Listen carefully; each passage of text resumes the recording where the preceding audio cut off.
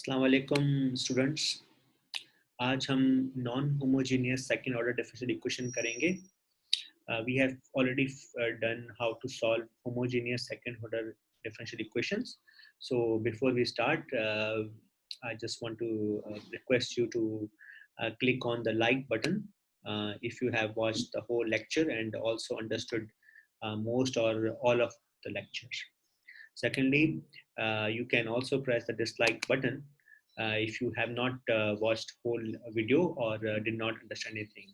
So for those who have pressed dislike, I will take a separate class where we can discuss the issues for not understanding the lecture or they have not been able to watch the full lecture.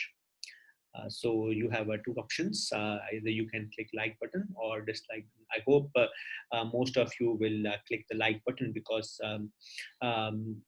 all of you will watch the whole lecture till the end, and also when if you have watched the whole lecture, you must have understood most of it. Okay, so this is my request to you before we start. So let's start with the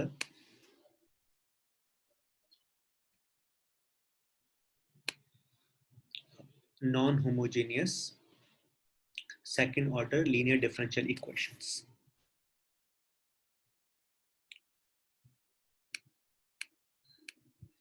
Okay, so I will also provide the notes as soon as the lecture is recorded, uh, and I will also give you the assignment question and also the practice questions. Let's start with the non-homogeneous second order linear differential equations. So the non-homogeneous linear differential equations has two methods to solve. So either you can solve non-homogeneous equation with undetermined coefficients or the variation of parameters. Okay, so let's first understand the theorem first. What the theorem says about solving the non-homogeneous equation. Okay, let's go down. The theorem says that the general solution y equal to y of x to the non-homogeneous differential equation 1 has the form this one. So this is the equation for non-homogeneous. This is an equation which describes non-homogeneous systems. So you can see that difference between homogeneous and non-homogeneous, that the right side actually is a function of x. But if it is 0, then it's called a homogeneous equation. So for these kind of equation, we have this solution. Y is equal to y of c. This is y is actually the subscript, and yp is also a subscript, not the function. So this yc is called complementary solution. This is a general solution to the associated non-homogeneous equation. तो ये जो equation है इसका जो homogeneous solution होगा, general solution, वो complementary solution कहलाता है. ठीक है, जब g of x equal to 0 हम करेंगे इस इक्वेशन में, then this the solution of this equation is actually a complementary solution. ठीक है, जिसको हम y c कहते हैं. c stand for complementary. ठीक है, और दूसरा पार्ट है particular solution. तो particular solution is a solution to non-homogeneous equation. तो ये particular solution yp is basically will actually satisfy this right hand side. ठीक है, non-homogeneous equation. तो आपने देखा कि जो हमारे पास non homogeneous differential equation solve जब होगा तो उसके दो पार्ट्स होंगे. एक तो होमोजीनियस इक्वेशन का जो सॉल्यूशन और एक पर्टिकुलर सॉल्यूशन. तो अब ये तो y of c you know how to solve, right? And how to solve yp we will see on the next. ठीक है,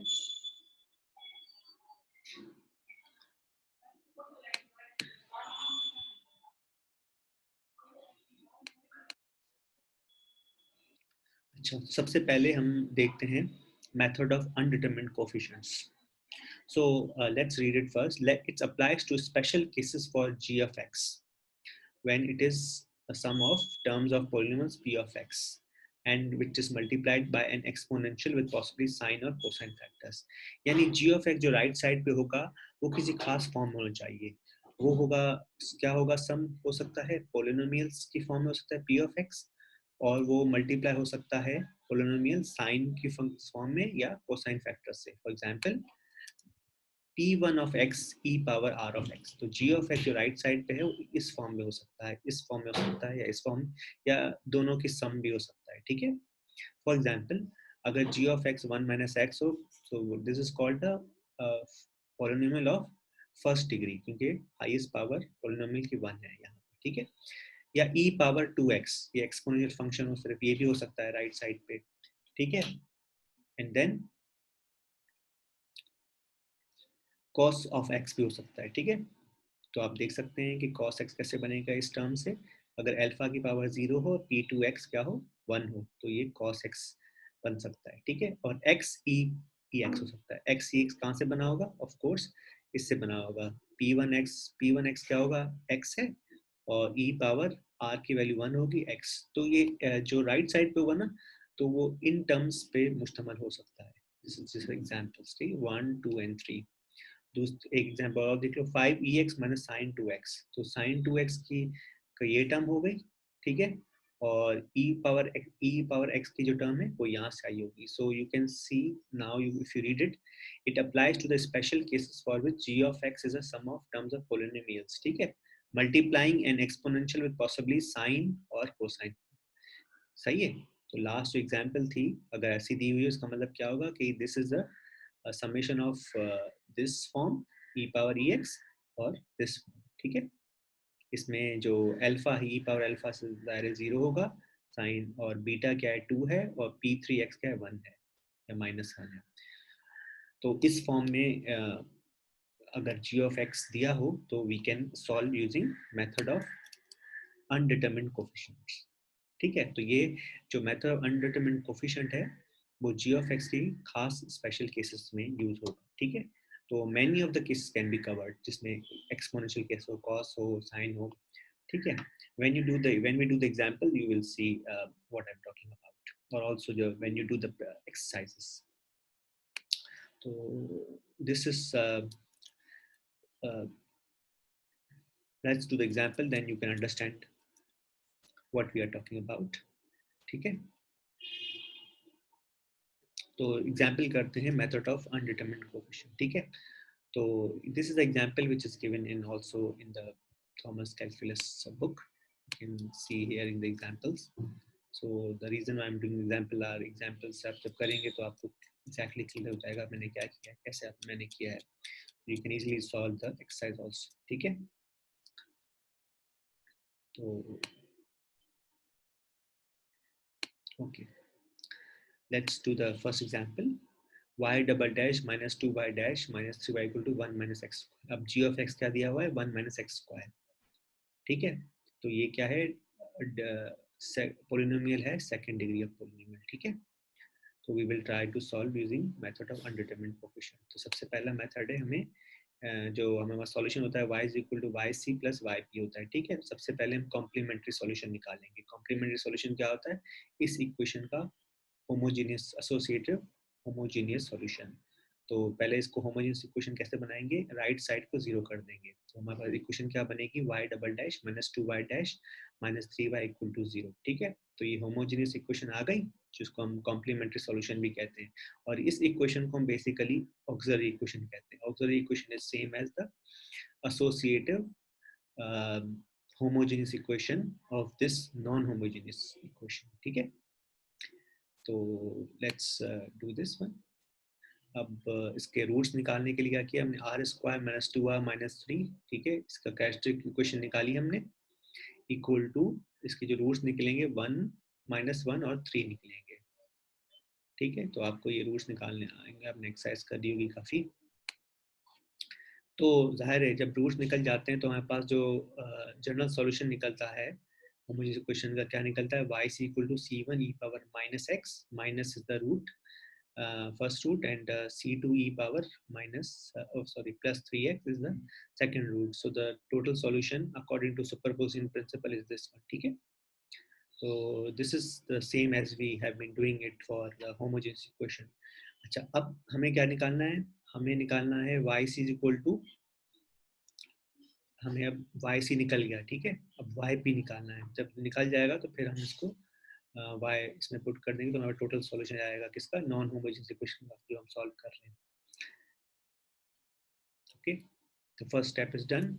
अच्छा, अब देखें, g of is equal to 1 minus X square है, ठीक है. अब ये क्या है? पॉलिनोमियल ऑफ डिग्री 2 है.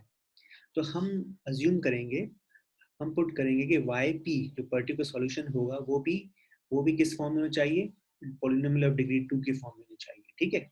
तो हम सपोज करेंगे कि हमारे पास जो पर्टिकुलर सॉल्यूशन की फॉर्म क्या है? A square plus B X plus C. तो ये इक्वेशन क्या है? This is the equation for the polynomial of degree 2, ठीक है, हाईएस्ट पावर 2 है. तो हम इसको yp equal to A square plus B X plus C लिख देंगे, ठीक है. अब ये जो फॉर्म है, ठीक है, अब इसके रखने की क्या वजह है? क्योंकि हमें अगर y अगर पॉलिनोमियल है ऑफ डिग्री 2, तो जाहिर है जब हम इक्वेशन में रखेंगे, इस इक्वेशन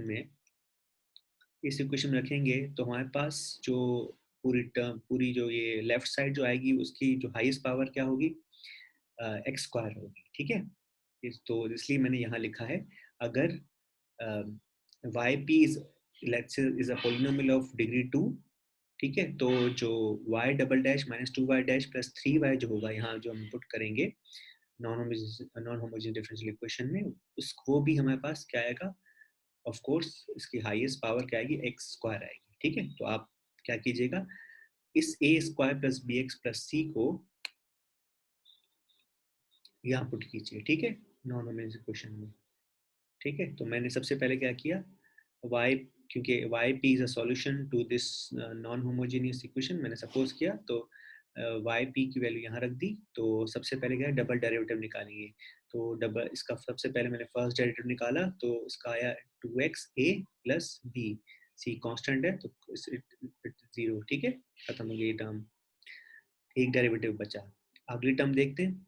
अगली टर्म में क्या है हमारे पास कि हमें -2y डैश डेरिवेटिव निकालना है, ठीक है. y क्या हमारे पास? हमने ये रखा है, ठीक है. अच्छा, ये p जो है ना, is just to define, is just a very, वो है, क्या कह सकते हैं, सबस्क्रिप्ट है, जस्ट शो करने के लिए पर्टिकुलर सॉल्यूशन, ठीक है. It's not a y multiply by p, इसको सबस्क्रिप्ट लिखो, ठीक है.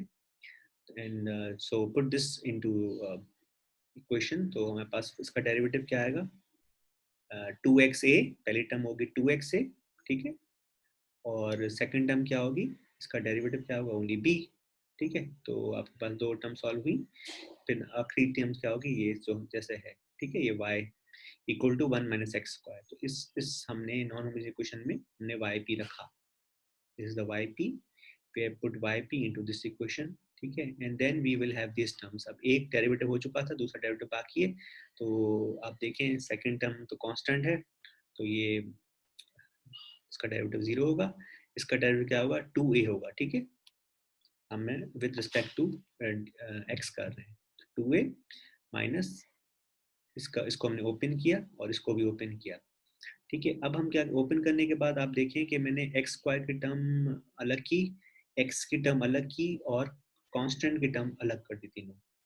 इसके बाद क्या करेंगे हम? जब हमने अलग कर दी टर्म लेफ्ट साइड की, हम कंपेयर करेंगे, कोफिशिएंट्स करेंगे राइट साइड और लेफ्ट साइड के. अब एक्स स्क्वायर का आप देखें कोफिशिएंट क्या है? -3 है, और राइट साइड पे क्या है इसके? एक्स स्क्वायर कोफिशिएंट क्या है? -1. तो -1 को इक्वल किया हमने -3a के, ठीक है. Left side coefficients we are comparing with the right hand coefficients, ठीक है. दूसरा क्या है? एक्स की एक्स का कोफिशिएंट -4 है, -3 भी है, और राइट साइड पे क्या है? एक्स तो है नहीं, तो इसको इक्वल टू 0 के बराबर कर दिया, ठीक है. और थर्ड आपकी टर्म क्या है? कांस्टेंट टर्म है. इस कांस्टेंट टर्म को राइट के कांस्टेंट टर्म से हमने कंपेयर करके इक्वल कर दिया. -2 है, -2b -3 इक्वल टू 1, ठीक है. तो ये अंडरस्टूड होगी बात कि we are comparing, we are equalizing right hand side coefficient with the left hand side coefficient. तो a की वैल्यू आ गई 1/3, ए की वैल्यू हमने पुट की, यहाँ पे वैल्यू पुट हमने कर दी तो बी की वैल्यू आ गई, ए और बी की वैल्यू आ गई, ये और ये, तो हमने यहाँ पुट कर दी और बी, सी की वैल्यू आ गई। ठीक है, तो जब ए बी सी की वैल्यू आ जाएगी तो हम ए बी सी की वैल्यू हम पर्टिकुलर ए और बी और सी की वैल्यू पर्टिकुलर सॉल्यूशन के रख देंगे। ठीक है, जब हमने ए बी सी की वैल्यू आ गई तो हम अगर पूरा सॉल्व करना है, जनरल सॉल्यूशन है, टोटल सॉल्यूशन है, तो Y C plus Y P, Y C हमने निकाला C one E power minus X plus C two E power 3x। ठीक है, this is Y C and और ये टर्म क्या है, A square plus B X plus C है, तो ए की वैल्यू बी की वैल्यू सी की वैल्यू पुट करके हमें टोटल सॉल्यूशन आ गया। अगर कोई पूछे कि पर्टिकुलर सॉल्यूशन क्या है तो आप क्या निकालेंगे, सिर्फ पर्टिकुलर सॉल्यूशन निकालेंगे। अगर आप कहेंगे just solve the whole equation तो आप टोटल इक्वेशन निकालेंगे। ठीक है, it depends on the question. तो बेसिकली हमने क्या किया है, स्टेप्स में दिखा दूं आपको, दोबारा बता दूं। सबसे पहले है कि जो भी आपके पास differential non homogeneous differential equation हो, तो आप देखेंगे फर्स्ट स्टेप है आपका कॉम्प्लीमेंट्री सॉल्यूशन निकालना, जो बेसिकली इस इक्वेशन का होमोजेनियस सॉल्यूशन है। ठीक है, वो हमने निकालने के बाद क्या किया, हमने सॉल्व करना है फिर नॉन होमोजेनियस के लिए, पर्टिकुलर सॉल्यूशन के लिए। ठीक है, पर्टिकुलर सॉल्यूशन के लिए हमें ये देखना है कि हमारी जी ऑफ एक्स की फॉर्म क्या है, ये पॉलिनोमियल फॉर्म है। तो हमने क्या किया कि पर्टिकुलर सॉल्यूशन हमने कहा कि ये किसके बराबर होगा, ये भी इसकी फॉर्म सेकंड ऑर्डर डिग्री के पॉलिनोमियल के बराबर होगी। ठीक है, इसका फायदा क्या हुआ कि चूंकि हमने Y P second order put किया, अगर थर्ड ऑर्डर पुट करते तो हमारे पास लेफ्ट हैंड साइड और राइट हैंड साइड कंपेयर नहीं होती।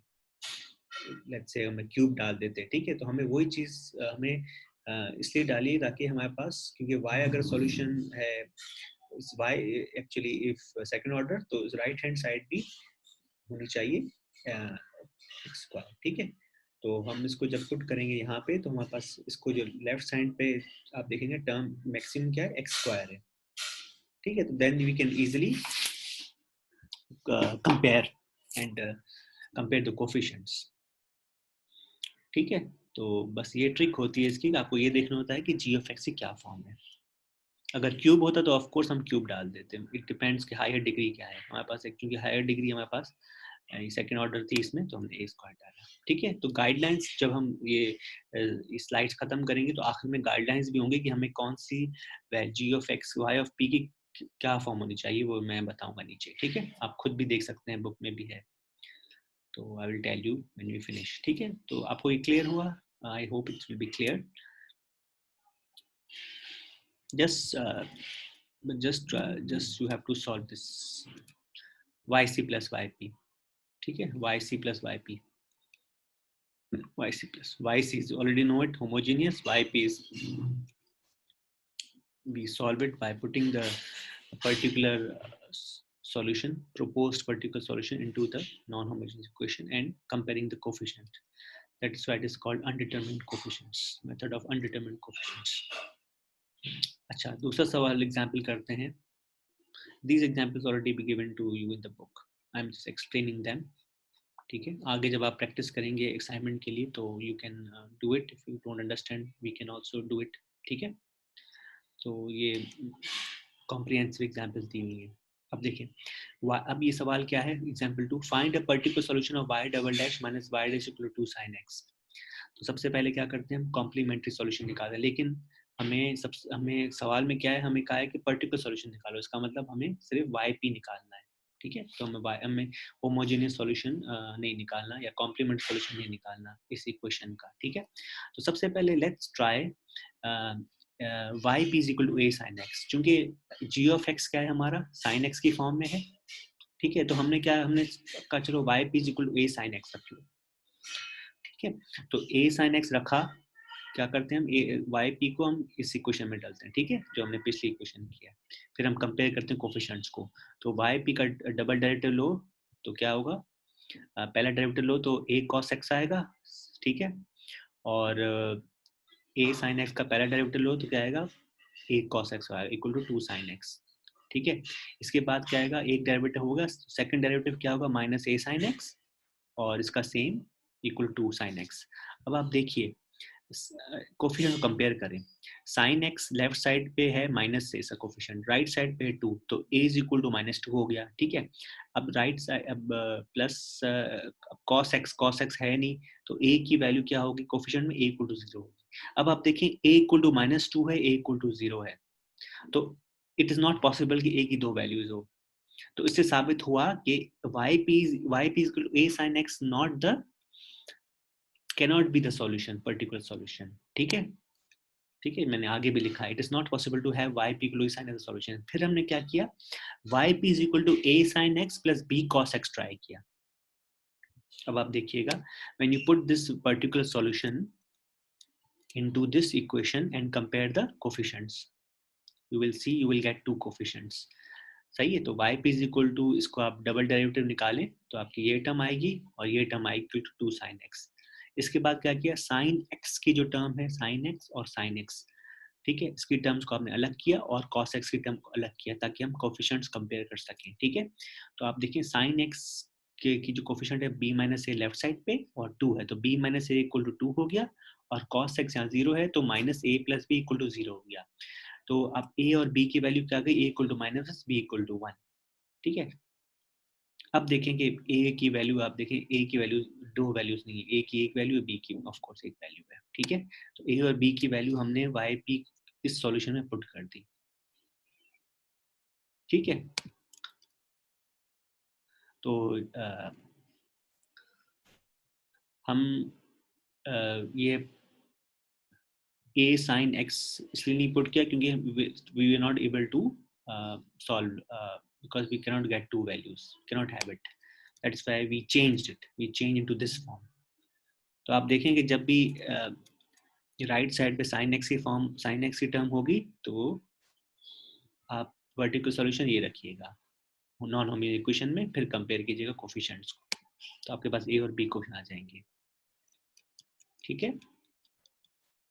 तो आपको ये क्लियर होगा कि जी ऑफ एक्स की फॉर्म के हिसाब से हमें देख के हमें वाई पी लेना है, ठीक है। नीचे हम टेबल दिखाएंगे तो आपको पता चलेगा, in fact is in the book. Third example देखें, चलो third example interesting, we have to find particular solution, इसका भी पर्टिकुलर सॉल्यूशन चाहिए, ओके इसका भी पर्टिकुलर सॉल्यूशन चाहिए। तो सबसे पहले आप देखें, कंप्लीट सॉल्यूशन नहीं चाहिए, पर्टिकुलर सॉल्यूशन चाहिए। तो 5 राइट साइड पे आप देखें 5e पावर x है, ठीक है। तो सबसे पहले हमने सपोज किया let's try y p equal to aex, चूंकि हमने राइट साइड पे देखा कि e पावर x की फॉर्म है तो aex फॉर्म, ठीक है। अब aex हम पुट करेंगे यहाँ पे y double dash minus 3y dash plus 2y के, फिर हम कंपेयर करेंगे कोफिशिएंट, ठीक है, दैट्स आवर यूजुअल मेथड। तो हमारे पास y a पावर ex का डबल डेरिवेटिव भी सेम होगा और -3 के साथ a पावर ex होगा प्लस 2 aex हो गया, ठीक है, यहाँ पुट किया इक्वल टू 5ex। अब आप देखें ये पूरी टर्म लेफ्ट साइड 0 हो गई और ये 5ex हो गया। अब बताएं a की वैल्यू तो आ ही नहीं सकती इसमें, और ना e पावर x 0 हो सकता है इसमें, ठीक है। तो इसका मतलब ये है कि we cannot find the a, that means के y of p equal to a power aex is not the particular solution, ये इसकी टाइप नहीं होगी।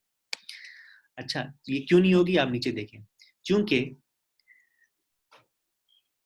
aex या e पावर x जो है वो वैसे पहले ही इसका होमोजीनियस, इस इक्वेशन का होमोजीनियस सॉल्यूशन है, ठीक है। अब होमोजीनियस का मतलब है कि y double dash minus 3y dash plus 2y equal to 0 का सॉल्यूशन है।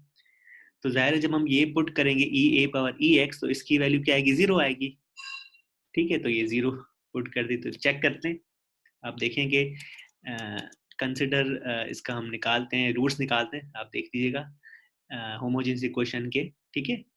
तो are square minus 3r plus 2, ठीक है, are square minus 3r plus 2, ठीक है। इसकी कैरेक्टरिस्टिक इक्वेशन निकाले होमोजेनियस का इक्वल टू 0 करके, तो आपके पास ये बनेगी, ठीक है, ओके, ठीक है, इक्वल टू यहाँ पे 0 0 रख के पुट करें, ठीक है, इसके रूट्स आप निकालें, ठीक है। तो आपके पास क्या आएगा, r equal to -1, r equal to -2, तो दो वैल्यूज आएंगी आपके पास, ठीक है, तो अब देखें r इक्वल टू 1 है, r इक्वल टू 2 है। अब आप देखें, जब r इक्वल 1 r इक्वल 2 होता है तो हमारे पास सॉल्यूशन क्या आता है? हमारे पास दो सॉल्यूशन होते हैं, e power x plus e power 2x, दो सॉल्यूशन होते हैं ना हमारे पास। फिर उसको हम मल्टीप्लाई करते हैं इसके कोफिशिएंट से, c1 c2।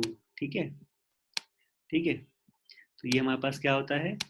कॉम्प्लीमेंट्री सॉल्यूशन होता है या होमोजेनियस इक्वेशन का सॉल्यूशन होता है।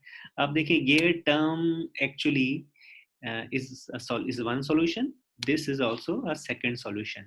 ठीक है, तो अगर हम a e पावर x ले रहे हैं, इसका मतलब कि हम बेसिकली सॉल्व कर रहे हैं होमोजेनियस इक्वेशन को। तो जाहिर है जब ये c1 e पावर x या a e पावर x रखेंगे इस इक्वेशन में, हमारे पास क्या आएगा? जीरो के बराबर आना चाहिए ना ये चीज, क्योंकि this is a solution to the homogeneous equation, तो this is zero. That is why कि ये जो टर्म है हमारे पास जीरो आ गई। तो how can this be a solution to particular this non homogeneous equation? तो होमोजेनियस का है तो ये तो नहीं हो सकता। तो हमने क्या किया, थोड़ा डिफरेंट किया फॉर्म को। ठीक है, let me remove this one. ठीक, आई होप इट्स क्लियर। ठीक है, so example you can also C, just I am explaining the example. तो आप देखिए हमने अप्रोप्रिएट सॉल्यूशन क्या है कि ए ई एक्स को हमने मल्टीप्लाई किया एक्स से, तो हमने कहा Y is equal to A X multiply E X. अब आप देखिएगा इस सॉल्यूशन को, प्रोपोज पर्टिकुलर सॉल्यूशन को हमने इक्वेशन में पुट किया, फिर कंपेयर करेंगे। ठीक है, इस इक्वेशन में हमने रखा, ठीक है, फिर हम कंपेयर करेंगे क्योंकि हमें पर्टिकुलर सॉल्यूशन निकालना है। ठीक है, तो y पे ए एक्स ई एक्स को रखा, यहाँ पे y डबल डैश माइनस ए, और ये तीन टर्म्स आएंगी। तो आप देखिएगा you can easily compare a की वैल्यू। ठीक है, a की वैल्यू आप -5 आपको आएगी। ठीक है, e पावर x सब में कॉमन है, तो आपको a की पावर e x आ जाएगी, यानी a इक्वल टू -5 आ जाएगा।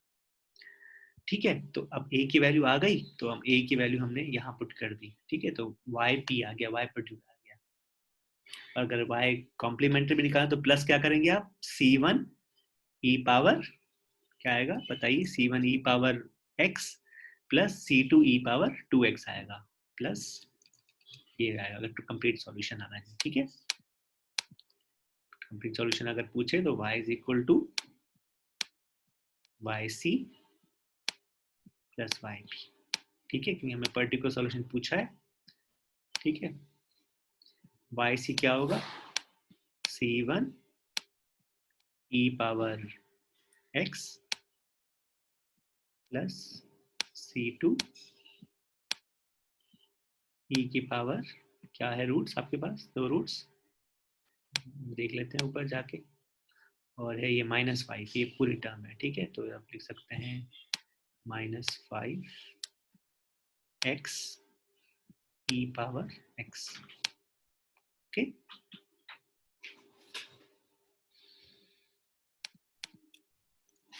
ठीक है, 1 और 2 है रूट्स, तो आप लिख सकते हैं 1 और 2।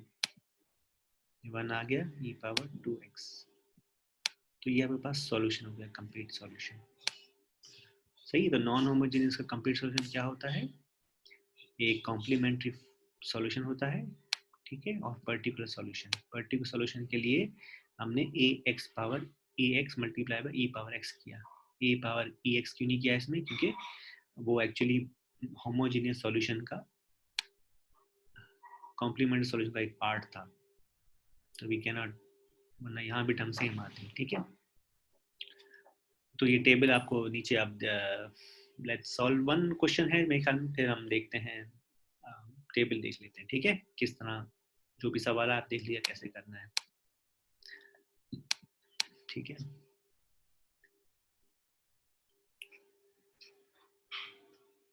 सही, तो मैं 3-4 इसलिए एग्जाम्पल कर रहा हूँ ताकि आपको अगर एक एग्जाम्पल समझ आए दूसरे एग्जाम्पल समझ लें, तो it's like no confusion on the steps. हम अभी स्टेप्स देखेंगे क्या है।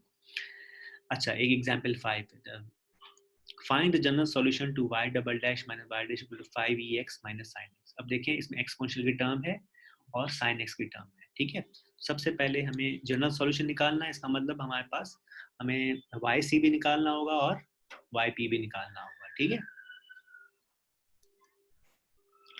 तो सबसे पहले हम कॉम्प्लीमेंट सॉल्यूशन निकालेंगे। इस y double dash minus Y dash को हम जीरो कर देंगे, जी ऑफ एक्स जीरो कर देंगे, तो ये हमारे पास इक्वेशन आ गया।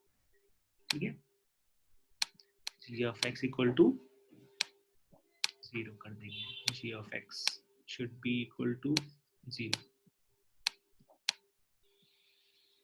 तो ये इक्वेशन आ गई। इसके बाद रूट्स निकालेंगे, R square minus R equal to zero, R equal to one, R equal to zero. ठीक है, तो Y C equal to C one E power X आ गया और C two E power zero X, मतलब C to, तो एक तो ये आ गई, वाई सी आ गया।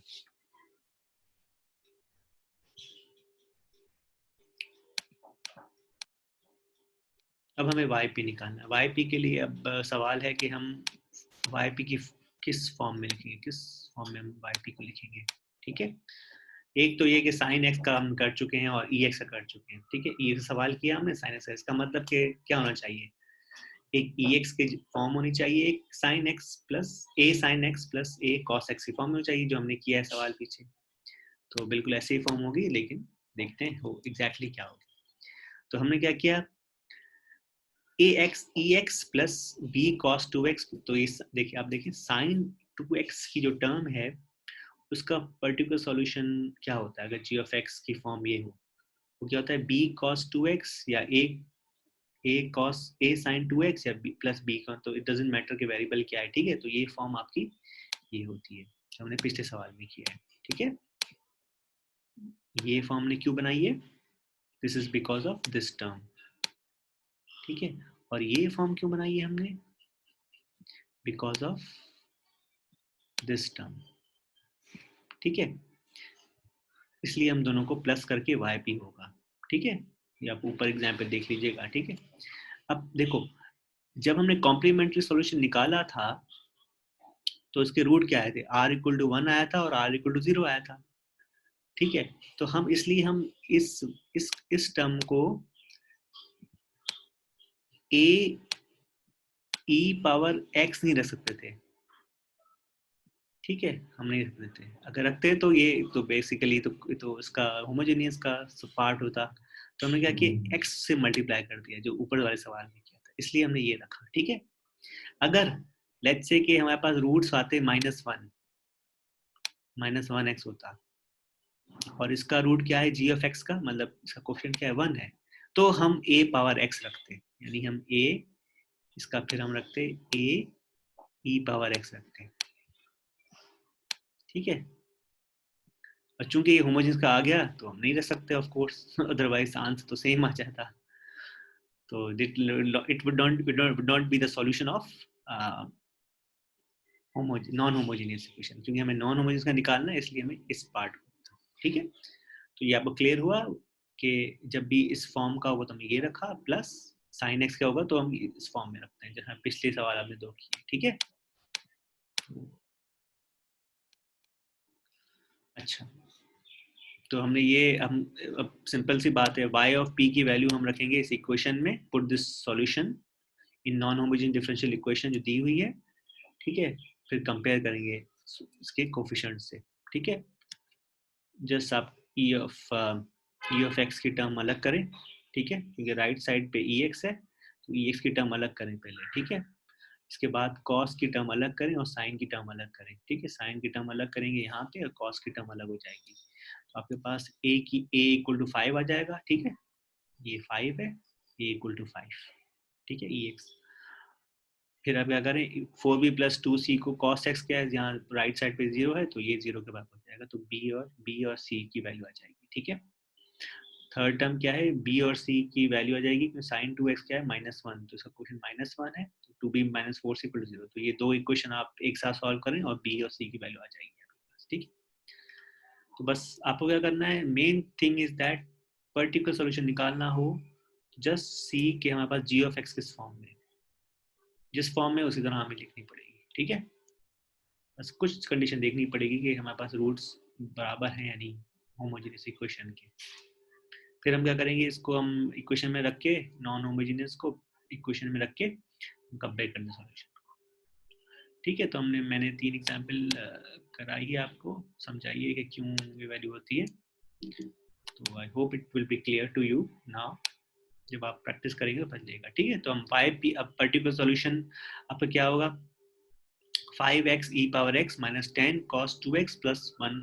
ठीक है, ए और बी सी की वैल्यू रख ली हमने yp, और अगर जनरल सॉल्यूशन निकालना था तो yc प्लस yp, तो yc की और yp की इक्वेशन हो गई। ठीक है, बस तो ये आपके लिए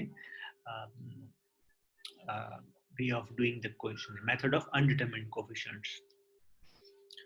ठीक है, तो स्टेप्स आपको क्लियर हो गए। जस्ट फर्स्ट स्टेप क्या है, अगर जनरल सॉल्यूशन निकालना हो, किसी सॉल्व करना इक्वेशन कंप्लीटली, कॉम्प्लीमेंट्री इक्वेशन निकालें। कॉम्प्लीमेंट्री क्या होती है, वो बेसिकली होमोजेनियस इक्वेशन होती है, non homogeneous equation associated non homogeneous equation की। ठीक है, उसको होमोजेनियस बनाएंगे तो उसका जो सॉल्यूशन होगा वो कॉम्प्लीमेंट्री कहलाता है। ठीक है, और वाई पी जो होगा particular solution, particular solution basically होता है is a solution to the non homogeneous equation जो आपको दिया है, जो right side G of X हो। जब तो हम क्या करेंगे, उसके एसोसिएटेड हम सपोज करेंगे y p is equal to something. तो हम सपोज वो करेंगे, क्या करेंगे, जो g ऑफ x की फॉर्म है उसी तरह हम सपोज करेंगे। ठीक है, तो लेट्स, अब मैं आपको बताऊंगा बेसिकली, अब ये इंपॉर्टेंट चीज़ है जब आप सॉल्व करेंगे सवाल। तो सबसे पहले तो मैं ये बता दूं कि 17.1 का टेबल देखें, and secondly you have to do the exercise 1, 3, 4, 12, 16, 43, 38, 37, 45, ये सवाल करने, और 49 और 50 ये फर्स्ट ऑर्डर भी सॉल्व हो सकता है मेथड ऑफ अनडिटरमिन्ड कोएफिशिएंट से। ठीक है, तो पहले मैं आपको एक्सरसाइज जल्दी से दिखा देता हूँ, फिर आप देख लीजिएगा। ठीक है, ओके, सवाल दिखा देता हूँ और यू कैन डू इट। ठीक है, तो 17.2 से आप सवाल कर लीजिएगा। ये सवाल मैंने दिए हुए, इसमें से दिए हुए, और कुछ 2 इसमें से दिए मैंने फर्स्ट ऑर्डर किया, और इसमें से दिए। ये क्या यूज करना है, मेथड ऑफ अनडिटरमिन्ड कोएफिशिएंट्स, और ये मेथड ऑफ इसमें से 2-3 सवाल होंगे, इसमें से 4-5 होंगे, और इसमें से 2 सवाल हैं।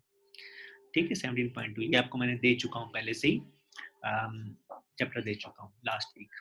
ठीक है, अब हम चलते हैं कि हमें गाइडलाइंस मिल जाएगी, हमें पर्टिकुलर सॉल्यूशन की फॉर्म क्या रखनी है। ठीक है, तो okay, so this chapter table is useful. Table 7, the method of undetermined coefficient for selected equations of form। अगर ये इक्वेशन है, ये हमने यही सॉल्व की है। ठीक है, equation non homogeneous equation with constant coefficient. अब आपको ये देखना है कि g of x की टर्म क्या है। ठीक है, when you are solving if gx has a term that is constant multiple of this e r x। ठीक है, हमने e की फॉर्म में g of x किया था, तो हमने क्या रखा था, तो हमने जो रखा था वो ये टर्म रखी थी, ये टर्म रखी थी, या ये टर्म रखी, राइट। तो अब हमें कैसे पता चला कि कौन सी टर्म रखनी है इन तीनों में से, जब राइट हैंड साइड यानी g ऑफ x। ठीक है, जब g ऑफ x अगर इसकी फॉर्म लेट्स से ये है e पावर x है, यानी सही है, तो ये किसकी फॉर्म है, ये फॉर्म है। ठीक है, तो सबसे पहले आपको चेक करना है कि r जो है, यानी इसका जो कोफिशिएंट क्या है, यहाँ 1 है g ऑफ x का, तो r 1 है, तो r देखना पड़ेगा ये रूट है या नहीं ऑक्सिलरी इक्वेशन का। तो ऑक्सिलरी इक्वेशन क्या होती है, इसकी homogeneous equation a y double dash plus b y dash plus c y equal to 0। इसके आप रूट्स निकालें। ठीक है, अब देखें कि क्या इसका रूट g ऑफ x का जो पावर है यानी कोफिशिएंट e पावर ये है, इसके बराबर तो नहीं है। ठीक है, अगर r is not a root of auxiliary equation, ठीक है, यानी इसका अगर 1 है और इसका अगर ये आप सॉल्व इक्वेशन कर रहे हैं, इसका भी अगर 1 नहीं है, सही है, रूट नहीं है, तो हम ये e पावर आर एक्स रख सकते हैं, यानी y ऑफ p क्या रख सकते हैं, e पावर आर एक्स रख सकते हैं। ठीक है, दूसरी कंडीशन क्या है कि अगर r जो है वो एक सिंगल रूट है, यानी जब हम होमोजेनियस इक्वेशन का सॉल्यूशन निकालें, लेट्स से कि होमोजेनियस इक्वेशन का है r1 equal to -1, r2 equal to -2, और हमारे पास g ऑफ x किस फॉर्म में दिया हुआ है, लेट्स से इक्वेशन है g ऑफ x की फॉर्म है 3 e power minus 2t 2x, ठीक है, x की फॉर्म में, इंडिपेंडेंट वेरिएबल तो x, ठीक है। अब आप देखें कि जो हमारे पास ऑक्सिलरी इक्वेशन है, इसका इसका एक रूट और g ऑफ x का रूट मैच कर रहा है। जब ये चीज हो तो ये सेकंड कंडीशन अप्लाई होती है, when r is a single root of the auxiliary equation, तब हम ax e rx रखते हैं हमेशा, जैसे हमने सवाल में किया, ठीक है। दूसरी है कि r is a double root of the auxiliary equation, यानी r जो है अगर रिपीटेड रूट हो गया, देन यानी अगर g ऑफ x ये -2 है, तो यहाँ भी ये -2 होता है इक्वेशन, और यहाँ भी -2 होता है, रिपीट रूट होते हैं, डबल रूट होते हैं, ठीक है। तब हम ये रखते हैं फॉर्म, ठीक है। इसमें एक एग्जाम्पल दी हुई, एग्जाम्पल मेरे ख्याल में 4 दी हुई, आप देख लीजिएगा, इसमें ये डबल रूट है, तो उन्होंने ये एग्जाम्पल ऊपर देख लीजिएगा, ठीक है। ठीक है, तो आपको सिर्फ एक चेक करना है कि आपको क्या, कौन सी तीनों में, अगर e power x, g of x e power x की फॉर्म में है, तीनों में से आएगी, बस ये चेक करना है कि रूट्स आपके मैच नहीं हो रहे ऑक्सिलरी इक्वेशन से, ठीक है। Auxiliary equation is the characteristic equation या होमोजेनियस इक्वेशन। ओके, नंबर 2 क्या है कि अगर sin x की फॉर्म में आपको gx दिया हो या cos x की, तो हम क्या करेंगे, b cos kx रखेंगे, c sin kx रखेंगे। इसमें एक कंडीशन है कि आपके पास जो ऑक्सिलरी इक्वेशन है या होमोजेनियस इक्वेशन है, उसके रूट k नहीं होने चाहिए, तब हम रख सकते हैं, ठीक है। नंबर 3, अगर पोलिनोमियल की फॉर्म में आ गया, तो हमें ये चेक करना है कि कि जो ऑक्सिलरी इक्वेशन है उसका रूट 0 नहीं है कोई, अगर 0 रूट नहीं है कोई भी, तो हम ये इक्वेशन रख सकते हैं, जैसे हमने एग्जाम्पल की, ठीक है। 0 रूट नहीं था ना, तो हमने ये 1 माइनस एक्स स्क्वायर की जो इक्वेशन हमने सॉल्व की है, सवाल सॉल्व किया है, उसमें हमने ये रखा है, ठीक है, A X square plus B X plus C रखा है, तो ये जस्ट अ वेरिएबल, ठीक है। अगर 0 इज अ सिंगल रूट है, यानी होमोजेनियस इक्वेशन का एक रूट, दोनों में से एक रूट 0 आ रहा है, तब हम ये रखेंगे, और अगर दोनों डबल रूट 0 आ रहा है, तो हम ये रखेंगे, ठीक है। तो आप देख लीजिएगा कि रूट चेक कर लीजिएगा ऑक्सिलरी इक्वेशन के, सही है, जो कॉम्प्लीमेंट्री सॉल्यूशन के रूट्स होंगे, और g of x कंपेयर कर लीजिएगा। So this is a table which will be helpful to you when you are solving this equation, solving the second order equation with the method of undetermined coefficients, ठीक है। तो ये चीज सारी example तो हैं बेसिकली ऊपर, अगर मैंने सॉल्व की हैं एग्जाम्पल्स, उनको और अच्छा इन्होंने एक्सप्लेन किया हुआ है, ठीक है। तो आप ऊपर भी देख सकते हैं सारी एग्जाम्पल्स मैंने एग्जाम्पल्स कराई हैं, सारी एक्सप्लेनेशन लिखी हुई है क्यों हमने ये लिया है, ठीक, जो मैंने आपको समझाया है, ठीक है। एग्जाम्पल आप 4 देख लीजिएगा, एग्जाम्पल 4 में आप देखिएगा e पावर 3x है, ठीक है। e पावर 3x के लिए इन्होंने ये रखी है x square plus x square e3x रखी है, क्यों रखी है, क्योंकि अगर आप टेबल में कंपेयर करेंगे तो ये रखिए, ठीक है।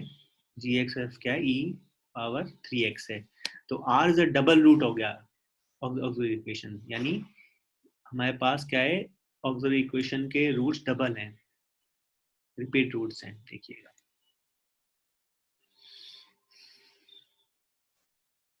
ठीक है।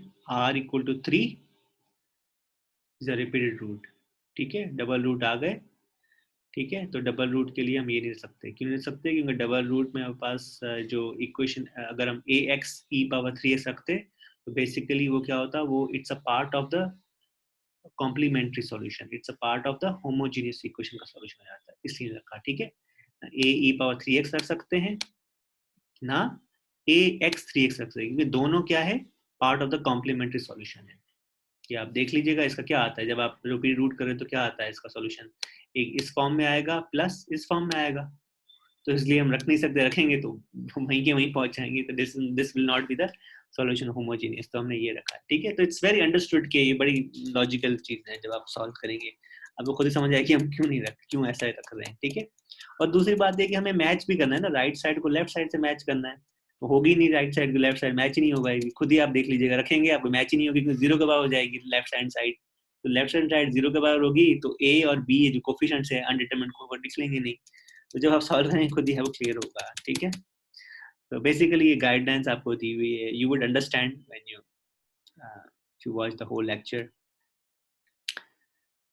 ठीक है, तो this is the method of undetermined coefficient. तो next lecture which I am going to give you is about variation of parameters. ठीक है, वेरिएशन ऑफ पैरामीटर्स भी एक सेकंड मेथड है to solve the non homogeneous differential equation. तो ये actually क्या किसके लिए होता है, it's to solve the general method. ठीक है, तो इसमें थोड़ी लिमिटेशंस हैं क्योंकि जाहिर है कि कुछ फॉर्म्स होनी चाहिए, जी ऑफ एक्स की form sine x cos x होनी चाहिए या पॉलिनोमियल चाहिए, इसके अलावा अगर हो जाए तो प्रॉब्लम हो सकती है।